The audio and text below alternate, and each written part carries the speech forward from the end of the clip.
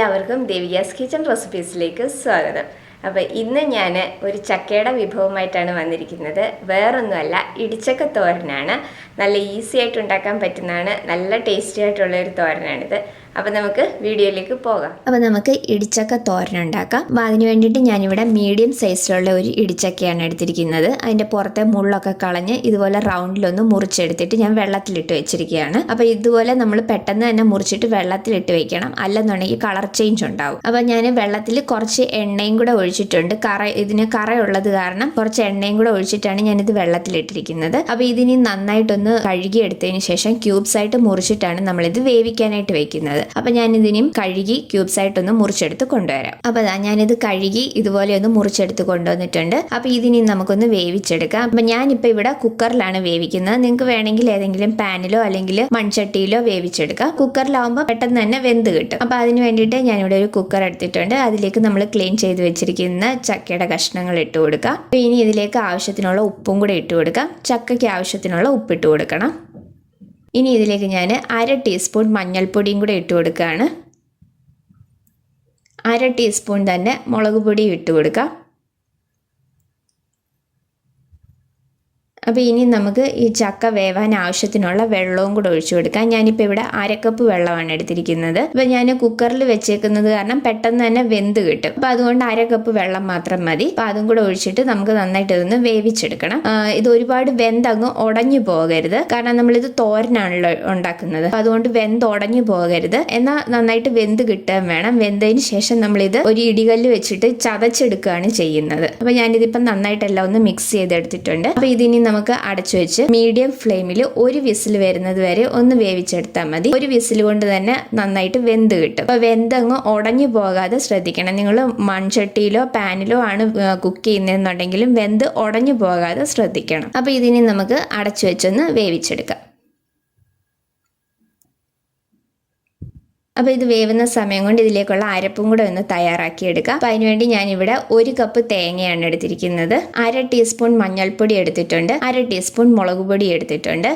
പിന്നെ നിങ്ങൾക്ക് ഇതിലേക്ക് ജീരകം വേണം എന്നുണ്ടെങ്കിൽ ജീരകം ചേർത്ത് കൊടുക്കാം. ഞാനിപ്പോൾ ജീരകം ചേർക്കുന്നില്ല. പിന്നെ നമ്മൾ എരിവിന് വേണ്ടിയിട്ട് ഇതിലേക്ക് കുരുമുളകും കൂടെ ചേർത്ത് കൊടുക്കുന്നുണ്ട്. അതുകൊണ്ട് ഇപ്പോൾ 1/2 ടീസ്പൂൺ മാത്രം മുളക് പൊടി എടുത്താൽ മതി. പിന്നെ ഞാനിവിടെ 3 വലിയ അല്ലി വെളുത്തുള്ളി ഒന്ന് ചതച്ചെടുത്ത് വെച്ചിട്ടുണ്ട്. അപ്പോൾ ഇതെല്ലാം കൂടെ നമുക്ക് നന്നായിട്ടെല്ലാം ഒന്ന് ചതച്ചെടുക്കാം. അപ്പം ഞാനിപ്പം മിക്സിയുടെ ജാറിലിട്ടൊന്നും ചതച്ചെടുക്കുന്നില്ല. കൈവച്ച് തന്നെ നന്നായിട്ടൊന്ന് ഞെരടി എടുക്കുകയാണ് ചെയ്യുന്നത്. അപ്പൊ ചിലർ ഇതിലേക്ക് പച്ചമുളക് ചേർക്കാറുണ്ട്. ഞാൻ പച്ചമുളകൊന്നും ചേർക്കുന്നില്ല. പിന്നെ നിങ്ങൾക്ക് ജീരകത്തിന്റെ ടേസ്റ്റ് ഇഷ്ടമാണെന്നുണ്ടെങ്കിൽ ഒന്നുകിൽ മുഴുവനുള്ള ജീരകം ചതച്ച് ചേർക്കോ അല്ലെങ്കിൽ ജീരകപ്പൊടി ചേർത്ത് കൊടുക്കുകയോ ചെയ്യാം. ഞാനിപ്പോൾ ജീരകവും ചേർക്കുന്നില്ല ഇതിൽ. അപ്പൊ ഞാനിവിടെ കുരുമുളകും കൂടെ എടുത്തിട്ടുണ്ട്. 1/2 ടീസ്പൂൺ കുരുമുളകാണ് ഞാൻ എടുത്തിരിക്കുന്നത്. ചെറിയ തരികളായിട്ട് പൊടിച്ചെടുത്ത കുരുമുളകാണ് എടുത്തിരിക്കുന്നത്. അപ്പൊ നിങ്ങൾക്ക് എരിവ് എത്ര വേണോ അതിനനുസരിച്ചുള്ള കുരുമുളക് പൊടി ചേർത്ത് കൊടുക്കണം. ഞാനിപ്പോൾ 1/2 ടീസ്പൂണാണ് എടുത്തിരിക്കുന്നത്. അപ്പോൾ ഇതും കൂടെ ചേർത്തിട്ട് വേണം നമ്മളിത് ചതച്ചെടുക്കാനായിട്ട്. അപ്പം ഇതും കൂടെ ചേർത്ത് ഞാൻ നന്നായിട്ടൊന്ന് ഞെരടി എടുത്തിട്ട് കൊണ്ടുവരാം. അപ്പോൾ ഇനി നമുക്കിതൊന്ന് തുറന്നു നോക്കാം. അപ്പോൾ നമ്മുടെ ചക്കയൊക്കെ നന്നായിട്ട് വെന്ത് വന്നിട്ടുണ്ട്.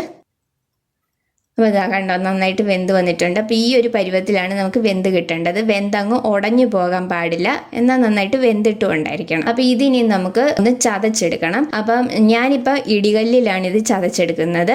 ഇനിയിപ്പം നിങ്ങൾ മിക്സിയുടെ ജാറിലിട്ട് ഒന്ന് വിപ്പ് ചെയ്തെടുക്കുകയാണോന്നുണ്ടെങ്കിൽ അരഞ്ഞു പോകാതെ ശ്രദ്ധിക്കണം. അപ്പോൾ ഇതിനെ ഒന്ന് ചതച്ച് കൊണ്ടുവരാം. അപ്പോൾ അതാ ഞാനിതൊന്ന് ചതച്ചെടുത്ത് കൊണ്ടുവന്നിട്ടുണ്ട്. അപ്പോൾ ഈ ഒരു പരുവത്തിൽ വേണം നമുക്കിത് ചതച്ചെടുക്കാനായിട്ട്. ഞാനിപ്പോൾ ഇടികല്ലിലാണ് ഇത് ചതച്ചെടുത്തിരിക്കുന്നത്. അപ്പോൾ നിങ്ങൾ മിക്സിയുടെ ജാറിൽ വിപ്പ് ചെയ്തെടുക്കുകയാണെങ്കിൽ ഒട്ടും അരഞ്ഞു പോകരുത്, ഇതുപോലെ തന്നെ ചതഞ്ഞ് കിട്ടണം. ആ പരുവത്തിൽ വേണം എടുക്കാനായിട്ട്. അപ്പോൾ ഇതിനി നമുക്ക് തോരൻ ഉണ്ടാക്കാം. അപ്പോൾ അതിന് വേണ്ടിയിട്ട് ഞാനിവിടെ ഒരു ചീനിച്ചട്ടി ചൂടാവാനായിട്ട് വെച്ചിട്ടുണ്ട്. അപ്പോൾ ഇത് ചൂടായി കഴിയുമ്പോൾ അതിലേക്ക് നമുക്ക് വെളിച്ചെണ്ണ ഒഴിച്ചു കൊടുക്കാം.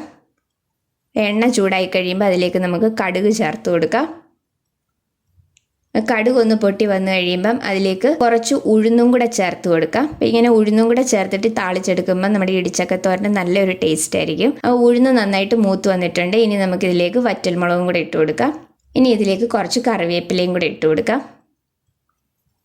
അപ്പോൾ ഇനി നമ്മൾ തയ്യാറാക്കി വെച്ചിരിക്കുന്ന ഈ അരപ്പ് ഇതിലേക്ക് ചേർത്ത് കൊടുക്കാം. കാരണം അരപ്പിൻ്റെ ആ ഒരു പച്ചച്ചുവയൊക്കെ ഒന്ന് മാറി വന്നതിന് ശേഷം മാത്രം നമ്മൾ ചക്ക ഇതിലേക്ക് ചേർത്ത് കൊടുത്താൽ മതി. കാരണം ചക്ക നന്നായിട്ട് വെന്തതാണല്ലോ, നന്നായിട്ട് വെന്തതിന് ശേഷമാണ് നമ്മളത് ചതച്ചെടുത്തിരിക്കുന്നത്. അപ്പോൾ അതുകൊണ്ട് ഈ അരപ്പിൻ്റെ ആ ഒരു പച്ചച്ചുവയൊക്കെ ഒന്ന് മാറി ഇതൊന്ന് കുക്കായി വന്നതിന് ശേഷം മാത്രം നമ്മൾ ചതച്ച് വെച്ചിരിക്കുന്ന ചക്ക ഇതിലേക്ക് ചേർത്ത് കൊടുത്താൽ മതി. ഒരു 2-3 മിനിറ്റ് കൊണ്ട് തന്നെ ഇത് നന്നായിട്ട് കുക്കായി കിട്ടും. അപ്പോൾ ഇനി ഇതിലേക്ക് ആവശ്യത്തിനുള്ള ഉപ്പും കൂടി ഇട്ട് കൊടുക്കുക. നമ്മൾ ചക്ക വേവിക്കാൻ നേരം അതിലേക്ക് ആവശ്യത്തിന് ഉപ്പിട്ട് കൊടുത്തിട്ടുണ്ടായിരുന്നു. അപ്പോൾ അത് നോക്കിയിട്ട് വേണം നമ്മൾ ഈ അരപ്പിലേക്ക് ഉപ്പ് ചേർത്ത് കൊടുക്കാനായിട്ട്. ഇപ്പോൾ നമ്മുടെ ആ അരപ്പിൻ്റെ പച്ചച്ചവയൊക്കെ ഒന്ന് മാറി വന്നിട്ടുണ്ട്. അപ്പോൾ ഇനി നമ്മൾ ഈ ചതച്ച് വെച്ചിരിക്കുന്ന ചക്കയും കൂടെ ഇതിലേക്ക് ചേർത്ത് കൊടുക്കാം.